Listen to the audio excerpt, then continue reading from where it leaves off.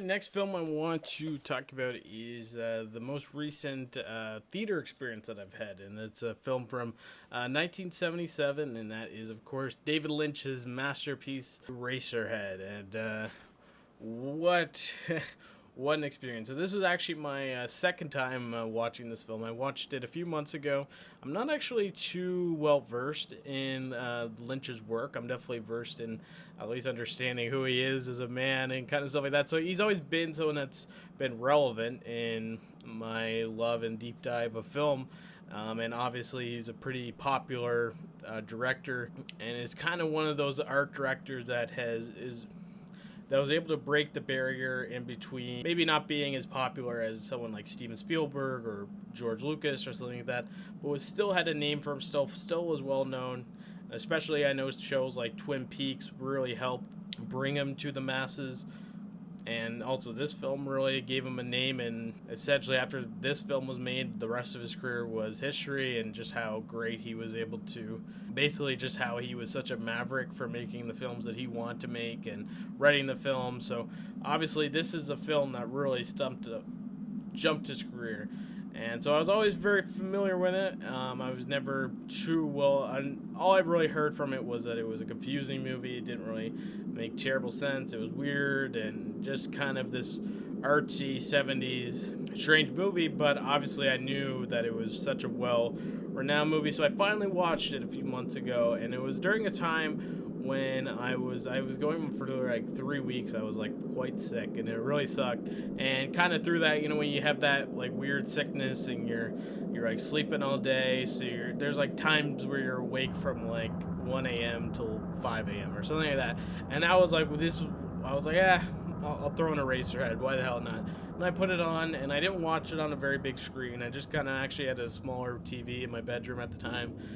Now I have a projector in my bedroom, so I definitely have upgraded from there. But I was watching it on a small TV and no pretty mid, or I think it might have just been the raw TV speakers. So I think for me, what I took from it, I was like, that was amazing for like what it was and how artsy and how unique it was and how it didn't feel like a film I've seen before. But I didn't really I didn't come away from it thinking that much or really having that much of experience. And then, of course, in recent news with his sad passing, the local theater that actually has just come up in my local area, Trivoli Cinema, they were putting on a one-night viewing of this in honor of him, and they also showed a few of his short films after. And so I was really pumped. I bought the ticket right away. I was like, hell yeah, I definitely want to see this film in theaters. Maybe I'll get more from it, and I certainly did. And so this is to me a film that is. I know he is very strict on how and when, what type of setup you can watch his movies or actual cinema on, but I definitely highly recommend to watch this film on the big screen. There's just so many cool visuals that are in this, and you can really feel the scale and really kind of see those details and stuff that I really didn't really catch on the first time.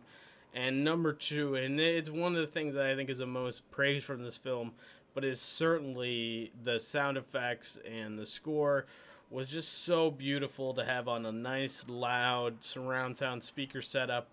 And I just really felt real immersed in this film. Just so many things about this movie. This movie is amazing and great. And if you haven't seen it, I recommend to watch it. This is like must viewings for if you're a film fan. And so I really particularly enjoyed it. And for me, the biggest thing I can really take away, at least from the sound effect part standpoint, is it feels almost has like this. His films have an ASMR quality, and he's talked about his obsession and his love of machinery and hisses and noise and white noise and all those kind of things. You can really feel it throughout here, but it doesn't just throw those things in there, because there's some movies that I think really try that, where it'll take something weird or kind of a noise that you might not really commonly hear, and they'll just overly do it, and they'll just be to a point where they're just trying so hard for this to feel different. But this actually works in an artistic way. The way that these noises, the way that these bells, these rings, all these stuff, it kind of comes to like an ASMR point where you're almost so hypnotically entranced in all these noises and the strange visuals and this strange story. And another thing I also do like is that I think that a lot of people when they come out of this film saying, well, I just don't know what it means, or I can't understand what this film means. And I think in a lot of ways that's one of the great parts of this movie, is that there isn't a right answer, and that's an important thing. That's why I think David Lynch has been quite vague on this film, and he isn't. He's most of his work, he doesn't give an answer on what he meant or anything like that. Really, what he said is that this is his most spiritual film, and so you can maybe try to kind of understand where parts where that came from. But I think a lot of this is that for you to internally to digest and to understand, and that you're shown this, and now you had to come up with some answers or some theories that you would have for that. And that's what I like. So for me, what my theory is, and I don't know, and to me this could be completely different from your interpretation from it, and that's the great thing about it, is that there doesn't supposed to be a right answer. And from the countless amount of people who've seen this movie and the countless amount of opinions on this movie, you're allowed to have your own opinion. So for me, what I would essentially see is, I think the most basic thing that you can interpret from this film is that it's obviously about the fears of fatherhood and the fears of being with someone who you're not really in love with, or you're truly not seeing them in that way of we could have a kid and have start a life together. Like this person, this is just someone that right now you're dating, and you don't know if this could go anywhere. Really, that's what I really take from it. But beyond that, I think also too, with the dinner scene and some of these really exaggerated fears that Henry really goes through, I think it shows that the human mind is a lot more complex and is able to come up with these crazier and worse and more exaggerated realities of what could happen than it actually happening. And that's what I really have seen this character. And I think he's also someone who it feels stuck. He feels like he's in that rut now that he is a kid that he has to take care of. He has a weird in-laws family to adapt to, and that's why I think also too. And maybe this isn't really. I don't have too much context clues, I would say, from this, but from the lady from down the hall, so his neighbor, I really think that is just his over lusting over something that he does not have, and I don't really think that woman might not be as beautiful as he sees it. I think this is kind of like one of those like office scenarios where it's like, hey, she's probably not someone I would date if I saw her at a bar, but no, I'm stuck with her for 8 hours a day, 5 times a week. She seems actually pretty hot, kind of cute. And so that's kind of where I see it, is that he's someone that's just lusting over something that he does not have. And there's some stuff that I don't understand and I think are strange and kind of weird.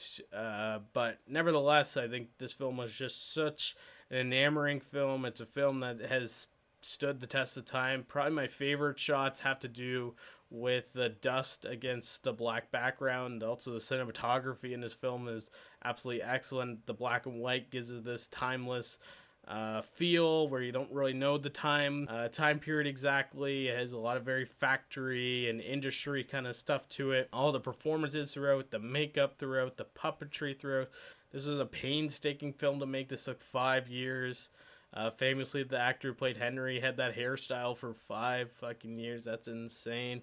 That is dedication. That is why David Lynch is one of the greats in filmmaking, one of the great artists from the U.S., from the West, I guess you could say. His work will be forever remembered, and I think will be talked about for years and years and years to come.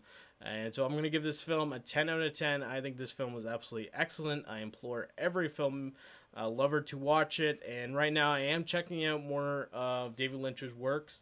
I do want to be a lot more well versed in it. I am going to watch Twin Peaks, hoping to in the next month, because actually that local theater at the end of next month they're doing some more David Lynch showings, so they're doing Fire Walk with Me. So to me, I want to be versed in Twin Peaks and things like that. So for me now, this probably is going to launch a new obsession with David Lynch, and so hopefully you guys will enjoy. But thank you guys so much for watching.